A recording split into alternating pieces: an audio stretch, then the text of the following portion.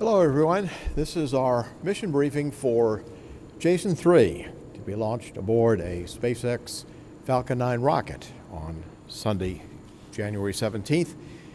We're here now to talk some about the Jason-3 mission, and here to do that with us is Laurie Miller, the Jason-3 program scientist and chief of the NOAA Laboratory for Satellite Altimetry. Josh Willis, the Jason-3 project scientist from NASA's Jet Propulsion Laboratory.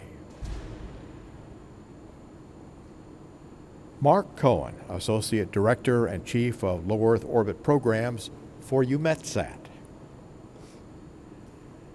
And Sophie Coudenfay, Chief of the Altimetry and Precise Positioning Office for CNES. And we'll begin first with Laurie Miller. Laurie? Thank you. Good afternoon. I'm glad that you can make it to our briefing. This is an incredibly exciting moment for us. After 7 long years of preparation, we're just now about to launch Jason-3, the latest in a series of U.S.-European missions designed expressly for monitoring sea level rise, one of the clearest symptoms of global warming, but also to help NOAA forecast hurricanes and El Niños and other extreme weather events. So regarding the climate problem, it's now generally understood that we've entered into a new era, a new norm, marked by rapid and persistent changes to the entire whole Earth system. But what may not be widely understood is the role of the ocean in this complex process. And so here's a really incredibly startling fact. More than 90% of all of the heat now being trapped in the Earth's system due to the greenhouse effect is actually going into the ocean. This makes the ocean perhaps the biggest player in the climate change story, but it also helps explain the importance of the Jason mission, because Jason allows us to get the big picture in terms of sea level change in the years to come. In terms of severe weather, well, you don't have to look very far to find examples.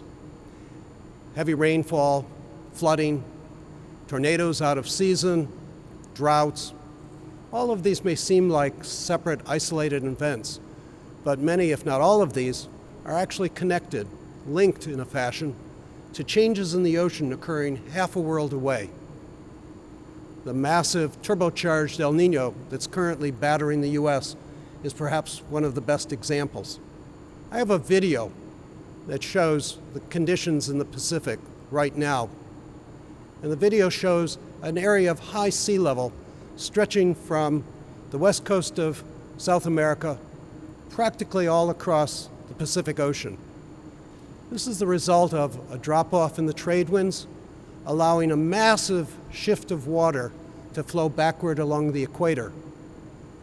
This causes a suppression of the upwelling in the eastern Pacific that normally keeps that part of the world cool. But in this case, it sets off a chain of events that ultimately causes higher sea surface temperatures and changes in the weather patterns at mid-latitudes. And in fact, the severe weather that I spoke to you a moment ago. NOAA is using this information, of sea level information, in its forecasting models. It assimilates the Jason information into its seasonal forecast model and is able to predict El Niños, sometimes with remarkable accuracy, many months in advance. NOAA is also using this information to help forecast other types of features, like hurricane intensity, and track oil spills, and develop high seas wave warnings. But I think you get the big picture. Jason information is incredibly useful, especially to NOAA, because it allows us to not only track the sea level change that is impacting our coastal features right now, but also to help forecast extreme weather. So let's get on with it. Let's light that rocket and launch Jason-3. Thank you, Laurie. And next to Josh Willis, the Jason-3 project scientist from NASA's Jet Propulsion Laboratory. Josh? Thanks, George. I'm extremely excited to be here. This is the culmination of a long process for me. I started using data from the predecessor to Jason-3, Jason-2, and before that Jason-1, and before that Topex Poseidon launched in 1992. I like to say that Topex is the satellite that got me my PhD, so I wouldn't be sitting here if it wasn't for the really amazing capabilities of these satellites. The satellites are really an incredible technological feat, despite the fact that you might have heard that Jason-3 is very much like its predecessor Jason-2. This is a good thing, in fact, because what we're trying to do, as Lori alluded to, is build a record of the climate. So we would really like our missions to have continuity and to be very similar from one to the next. And Jason-3, much like its predecessor Jason-2, will be able to measure the height of the ocean in an area that's about 6 miles across, from 800 miles up, with an accuracy of about 1 inch, so about the width of a quarter. So it's really quite an amazing feat, and if you average the data from one of these cycles of the Jason-3 or Jason-2 missions, you can actually get an accuracy for the levels of the ocean as a whole to within better than half a centimeter, so really small. So we can really see the rise of the global oceans, and also, as Lori mentioned, this is one of the most important yardsticks we have for human-caused climate change. With all the extra heat that's being absorbed by the ocean, the waters are expanding, and of course they're collecting the extra runoff from melting glaciers and ice sheets, which are also reacting to the warming climate. So these two things together cause global sea levels to rise. And in fact, that global rise is really our most powerful tool for measuring human-caused climate change. But these missions were not really designed originally to measure climate change, although that's now one of their primary functions. Originally, they were designed to measure currents.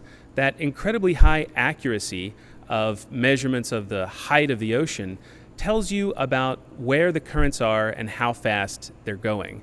Whenever there's a large current in the ocean, it literally tilts the sea surface, and the satellites were designed to measure that tilt. Now, the higher sea level is also often a result of warmer water.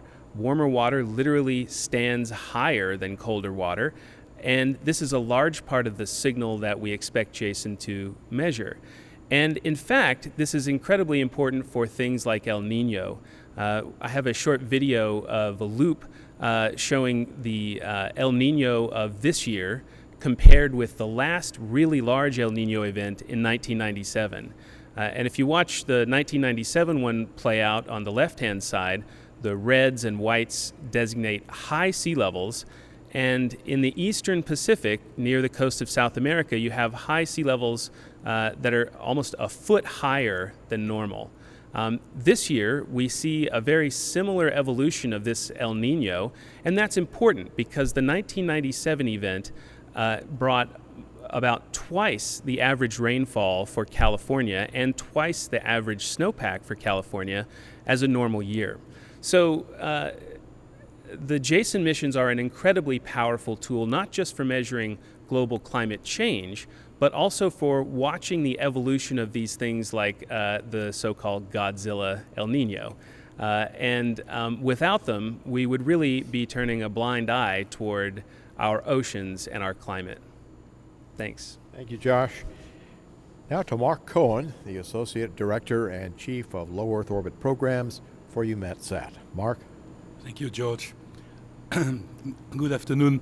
I'm very, very glad to be here and just coming to the launch of this adventure, which involved all partners across the world, NOAA, NASA, CNES, EUMETSAT, and also all the industry. As you know, EUMETSAT has the objective with its partners to deliver integrated data, in particular to the marine community. And operational oceanography, like the operational meteorology, is about delivering relevant and reliable information services to both citizens and decision makers. So today we are already in EUMETSAT, together with our partners. We are contributing to the development of operational oceanography through several missions, Jason-2, also our mandatory programs like METOP and Meteosat, which we also do in collaboration with the US, and also from other missions from the international partners. Products are extracted in our facilities, but also a bit everywhere in Europe.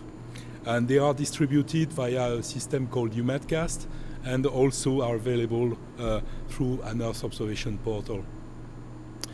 In the future, Jason-3 will be the reference for cross-calibration with other ocean altimetry mission, and in particular the Jason-2, but also the Sentinel-3, which will come up soon in 2016. UMATsat will provide these products with its partners, which can be ingested in the ocean models, and we will. In our strategy, we plan to enhance this service towards the years 17 with further Sentinel-3 satellites, and later on with the follow-on of Jason-3, which is the Jason-CS Sentinel-6. So UMATsat is very excited in having this satellite launched because it's part of a long-term strategy of having these precise ocean altimetry missions over a long period of time, and Jason-3 is a very important element to complement Jason-2 and to prepare for the future. Thank you, George. Thank you, Mark. Now for comments from Sophie Coudenfay, the Chief of the Altimetry and Precise Positioning Office for CNES. Sophie? Thank you, George. So in this adventure, CNES has taken the role of coordinating the system with a partner and developing the satellite with Thales Alenia Space, a French industry, who was our prime contractor. So this is a long product line because we also developed Jason-1 and Jason-2. Now we are going to handle the operation of the satellites when it will be separated from the launcher. So a few days after this separation, the satellite will be ready for operation, but it has to reach the orbit of Jason-2. It will take 17 days. Then we will fly between 1 minute and 10 minutes behind the Jason-2 satellite, depending on the dispersion at the injection of the satellite. And then we will intercalibrate the data between Jason-2 and Jason-3. As Josh said, it's very important because it's an high accuracy mission. It's very important to intercalibrate all the instrument and the product. And then 6 months later, we will move the Jason-2 satellite on an interleave orbit so that we have a better coverage of the ocean. I think that's it for me. Thank you, Sophie. We'll take questions now, and we'll begin here with questions here in the audience, and then we'll take questions on the phone, and then we also have a way to take questions from our social media friends.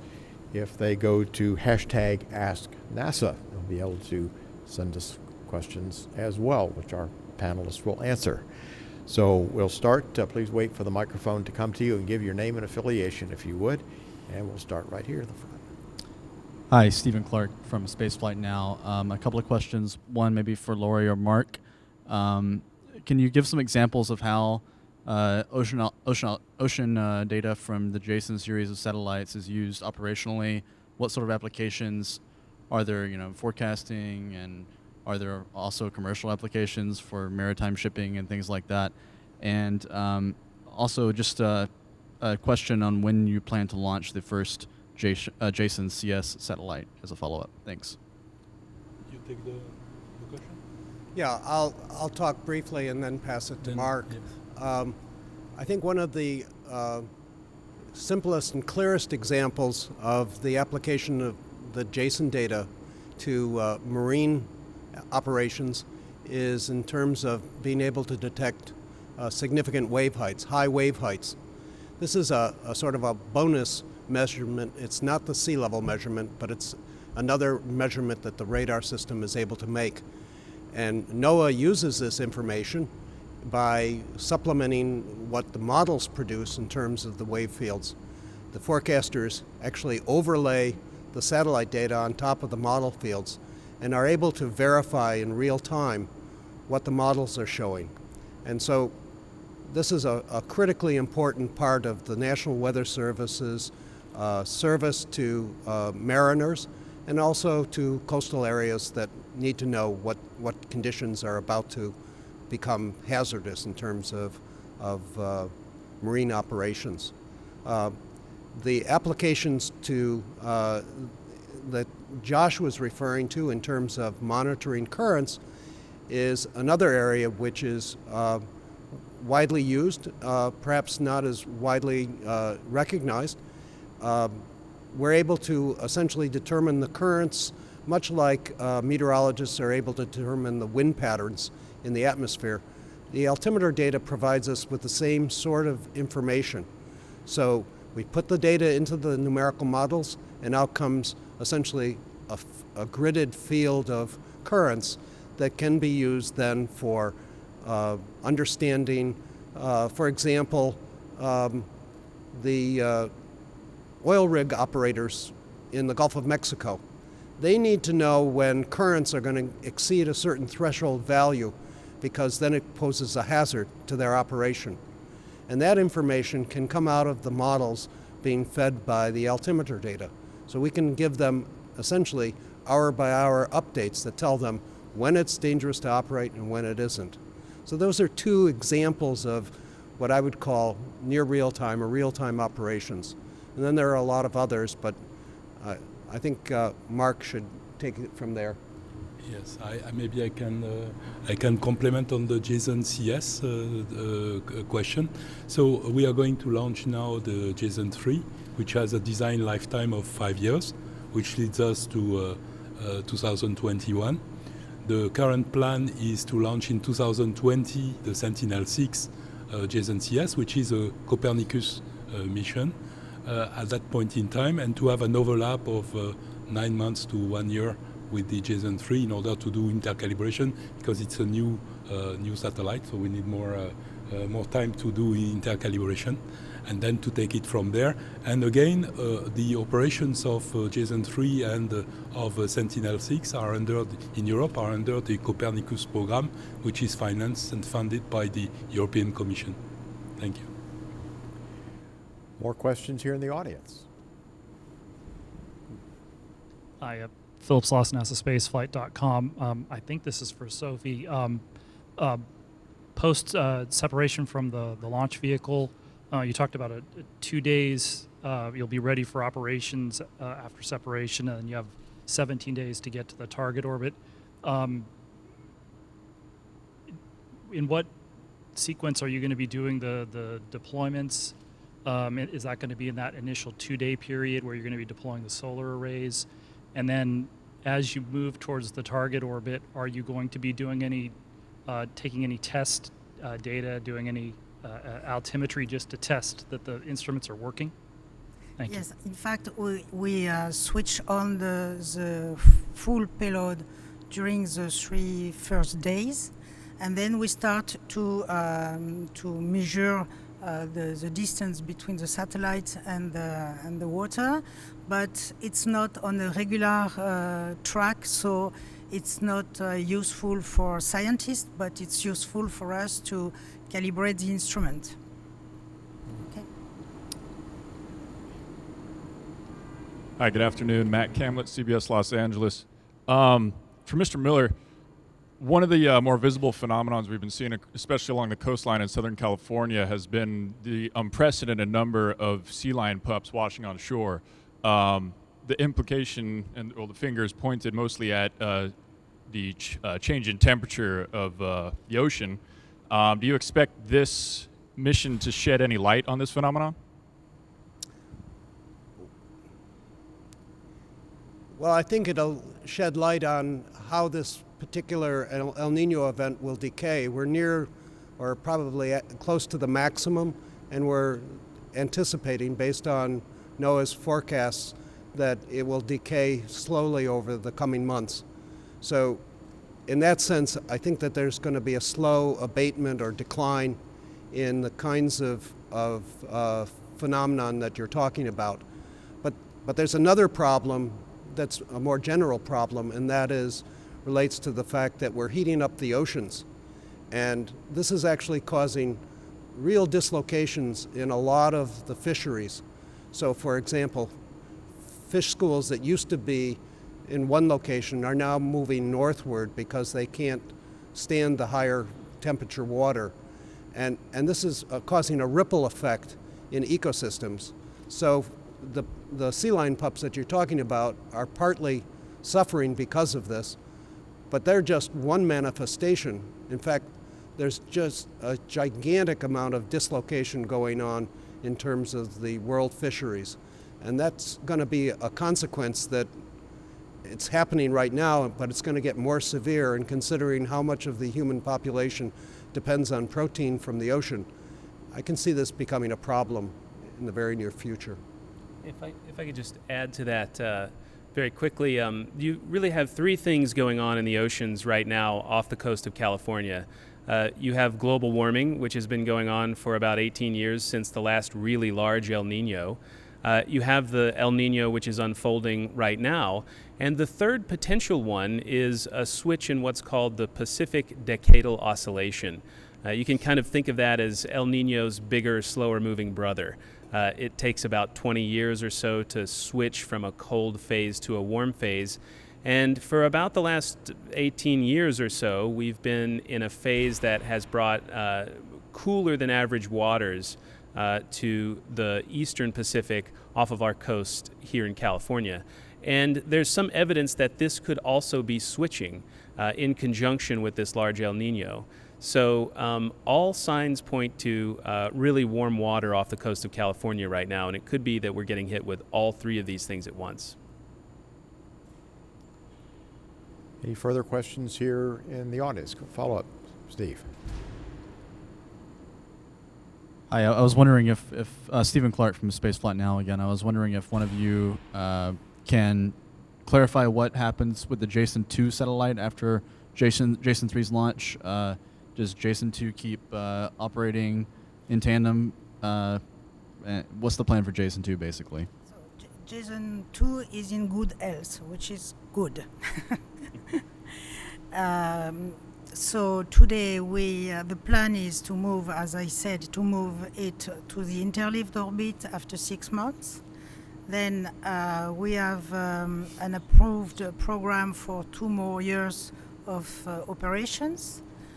And then probably, as we did for Jason-1, we will decide to decrease the orbit for the end of life, because we won't let him die on the orbit, which is the working orbit for the following satellites.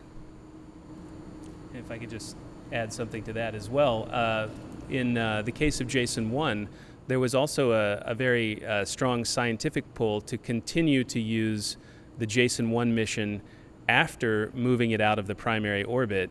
It served as the interleaved satellite for a few years as well, as Jason-2 will in the next few years.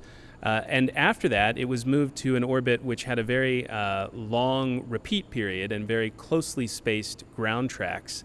And this is very useful for helping determine the marine gravity field. And that helps us, in turn, figure out the shape of the sea floor. So we've used data from the Jason-1 end-of-life mission to help map out things like underwater mountains, trenches, and the general shape of the seafloor.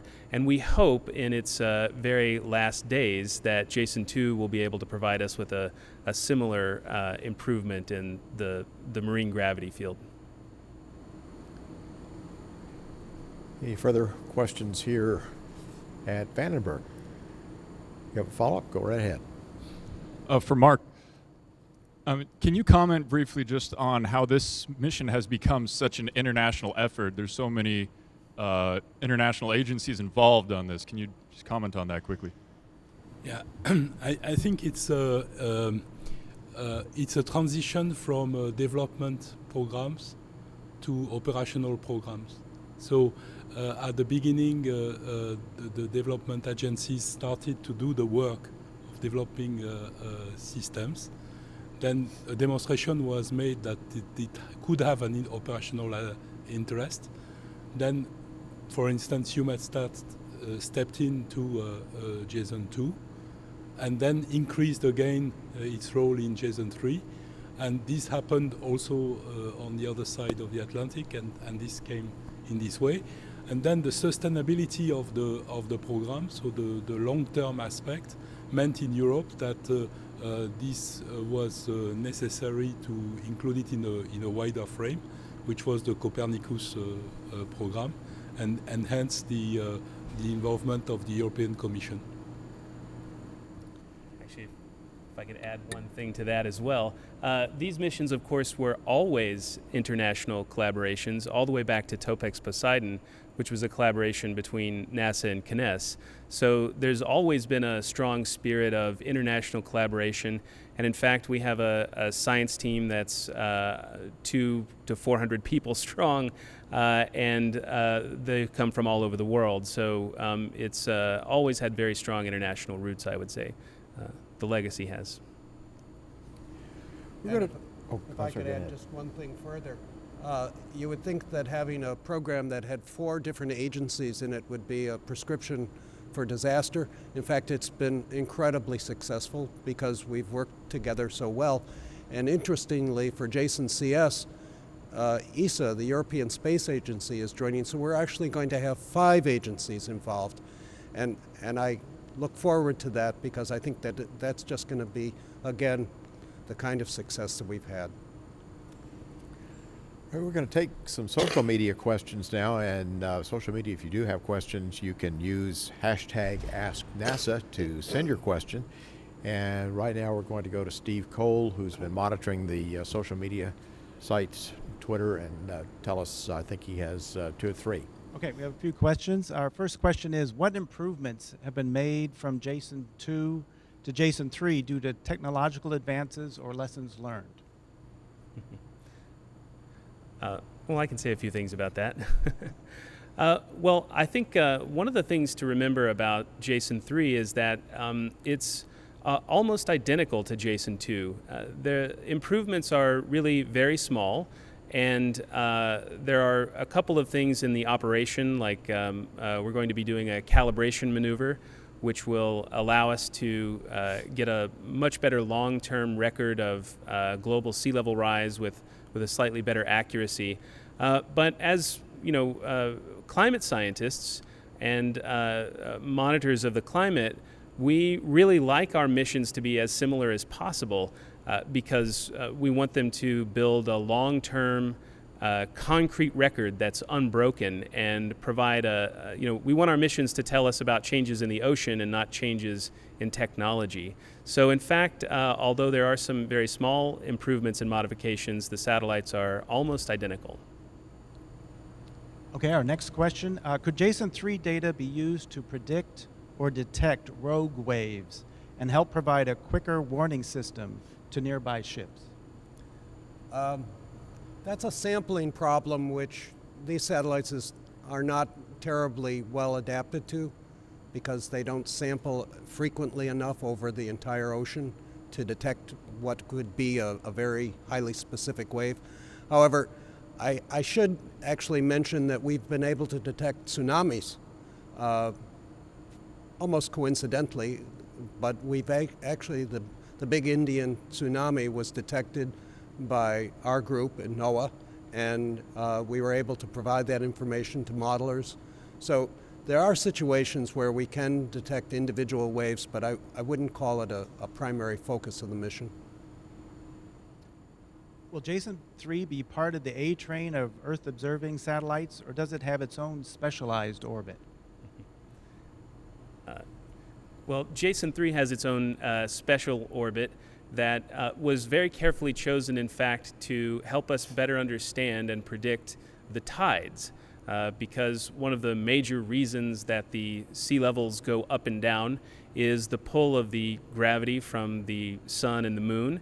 This is very regular and very well predicted, but it wasn't well measured everywhere before satellites like Topex Poseidon were able to help us better understand the tides. So in fact, our orbit comes from a historical choice that was started with Topex Poseidon. And much like our desire to keep our satellites very similar from one to the next, we also wanted our orbits to be very similar from one to the next to help ensure that we're really measuring changes in the climate over the long term and not changes in our satellites and technology. Let me just add something to what Josh said. In terms of being able to maintain continuity of the record, we're actually flying the two satellites together, the Jason-2 and Jason-3 satellites, for about 1 minute apart for 6 months. And this is exactly to measure the exact same location in the ocean with practically no time difference. So if we chose a different orbit for each satellite, we wouldn't be able to do that kind of lengthy intercomparison. And in a sense, we'd be putting a new satellite up in a sense, creating the potential for problems. So the orbit is a critical factor in maintaining the continuity of the record. All right, we'll come back here. We got any further questions in the audience here? All right, and we have a follow-up. Good. Hi, my name is Willis Jacobson. I'm with the Lompoc Record and Santa Maria Times. Can or will you guys care to comment on the launch vehicle and any attempts to land this rocket and possibly change, future launches? That's actually going to be covered in our next briefing when we get to the pre-launch news conference. Those folks are on our second panel and can go into more detail about that with you. I will say, though, that we're excited to get a ride to space, and we hope SpaceX breaks a leg. But not literally a leg, just in the figurative sense. All right, that will conclude this briefing, and our next briefing will start in about 10 minutes, which will be the pre-launch news conference, and we'll discuss the launch coming up, the SpaceX Falcon 9, and the Jason-3 spacecraft itself. Thank you very much.